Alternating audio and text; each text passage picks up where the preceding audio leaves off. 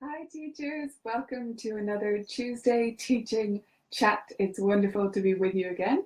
My name is Nicola Canton from the Colourful Keys blog and also from vibrantmusicteaching.com, which is a membership site where you can find all sorts of games and fun stuff like that. Today, what I wanted to talk to you about a little bit is something I've been chatting about on the blog for a little while now. So last year, you may have seen some posts from me about partner piano lessons. And then just this Sunday, I published a post about buddy lessons. Now, let me explain what I mean when I say those two different things, because really, I'm just picking names to mean different things. They're my own definitions. When I talk about partner lessons, what I mean is two students at the same time for the entire lesson.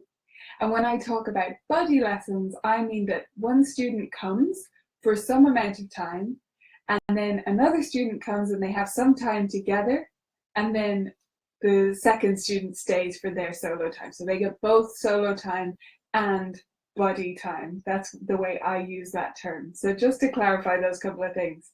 But whether you have partner students or buddy students, or you just occasionally get some students together for a duet lesson, there's so many great things that you can do with that time.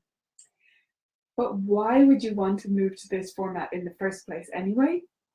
Well, when we're talking about buddy lessons or partner lessons, there are several benefits. One of them is that you might be able to make a little bit more money, and that's always good, right? It's also a more social experience for your students. So they get together with friends, and this is increasing. It's important for kids of all ages, but increasingly important as they get into those tween and teen years, right? Getting together with a friend, with a buddy is so important. Also, it creates this healthy sense of competition. So if they haven't practiced their part and they know they're going to be doing it with their piano buddy, they're just a little bit more likely to get to work. And it also builds a sense of community within your whole studio. And I think this is so important because when we just deal with students one-on-one, there's no sense of belonging. And that's something I really want to create in my studio. So those are some of the reasons you might want to try this buddy lessons. I'm going to be talking more about it on the blog and explaining how I made this switch and the structure and all that kind of stuff. But just today, I want to talk about 5 different things that you can do during that time. So if you already have any kind of setup like this, or if you do group lessons, partner lessons, or you just bring a buddy to lessons a month in at some stage this year, these will all be great things to do. So the first one is duets. When you get 2 students together, one of the obvious things that you can do with that time is to get them to play some duets. And there are several different ways I do this. So I will have students learning actual duets. They'll both have the same duet book and they'll be learning those off. Those will be evenly leveled duet books. I love Carol Matz's Famous and Fun series, and I also really like Melody Bober, what are they called? Grand Duets for Piano. Those are some of my favorites. There are lots out there, of course, but just get them both the same book. And what I love to do with these duets is actually to get them at a slightly easy level for my 2 students, so that they're not actually our big project pieces most of the time. They're a little bit easier, they're a little bit fun, and they're getting them reading tons of repertoire.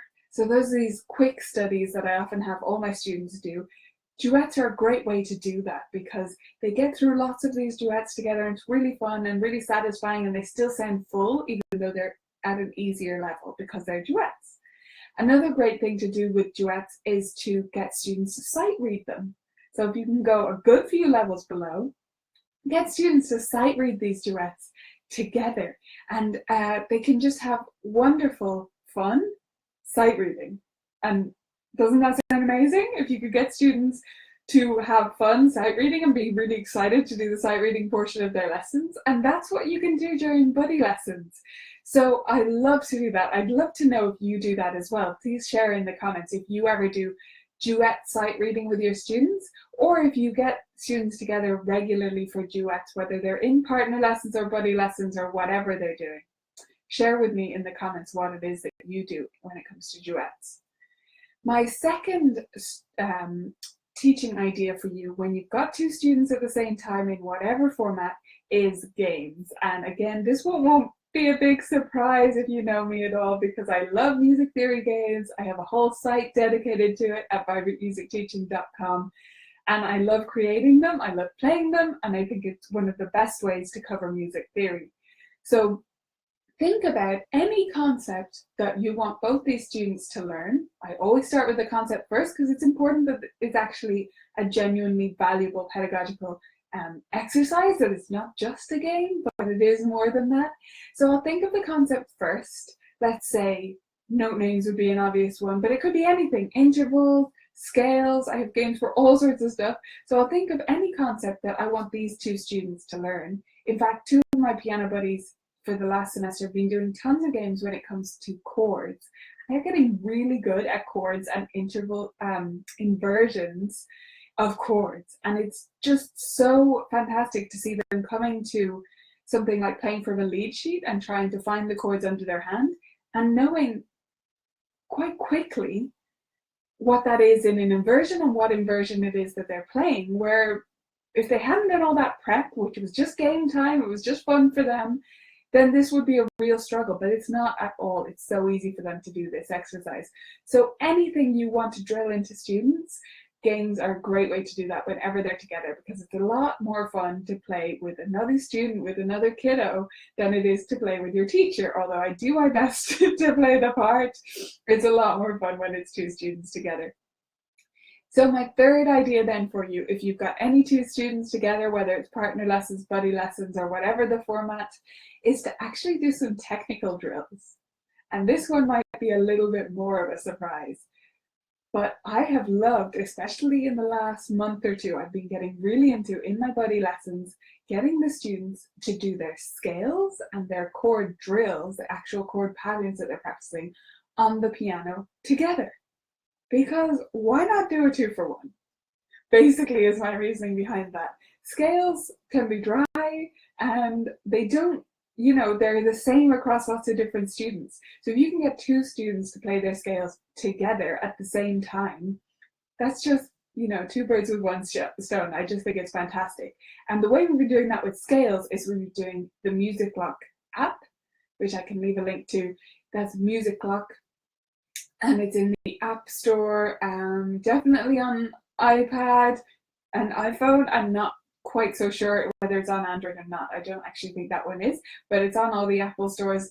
And that's great. It's just backing tracks that you can use for scales, but it's really, it's just a sort of switch design. So students really like it because it looks cool. And the backing tracks are really genuinely fun and cool too. I'd love to know if you use that app actually. If you could let me know in the comments, because we enjoy it so much in my studio. And then when it comes to the chords, also sometimes for the scales, but mostly for the chords, we've been using iReal Pro.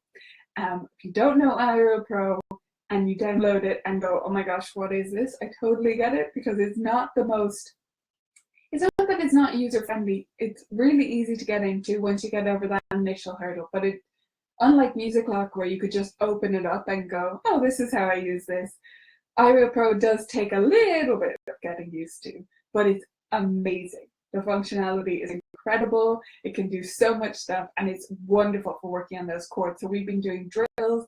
There was actually a link that Tim Topham shared in his inner circle to an iReal Pro chart, which is just chord crawls. I think it was actually created by Bradley Solwash, and it goes from C up to C and back down again, white keys, and then there's also a chromatic version using all the keys.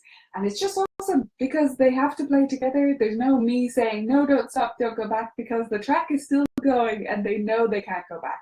So that's been amazing, especially getting my tweens and teens really comfortable playing all their major chords. And like I said, further reinforcing those with the games to get the inversions into their heads as well. So that's been awesome. Okay, those are my first three. I'll run through those again. We had duets, obvious choice, games, and technical drills. The fourth one is ear training. So we've been doing tons of solfa, bits of solfa singing, stuff that you don't always get time for in regular lessons. You know that stuff? Yeah, that works great in buddy lessons. So getting two students together to do that ear training. So I'll do simple exercises like I'll just play do, re, mi on the piano. and then play one of those notes back again. Ray, let's say I played Ray, and they have direction. So yeah, they can just tell me, but it's way more fun if they do something. So normally it'll be like Do is sitting down on the floor and Ray is on your knees, and then me is standing up, and then So if it's included, could be hands in the air. So they have different actions to perform, and that way they play off each other. And yes, of course, the weaker one will follow the other one, but they gradually are getting used to doing those ear training tests, games, whatever you want to call them, in their buddy time, and they're getting really strong ears and getting used to solfa in that way. So that's been awesome. Also have them singing in solfa. This week I've been making them decode solfa hand signs. If you don't know Kerwin hand signs, anyway, so they know those a little bit, and I've been getting them to decode Jingle Bells. So I sign me, me, me, me, me, me, and have them sing it to me, and they don't know what it is, and we do it faster, and then eventually they go, oh my gosh, that's Jingle Bells, and that's been really fun. So that's just a little ear training trick I've been doing this week. But little fun things like that, they're just so much better with two students. They're just so much more fun.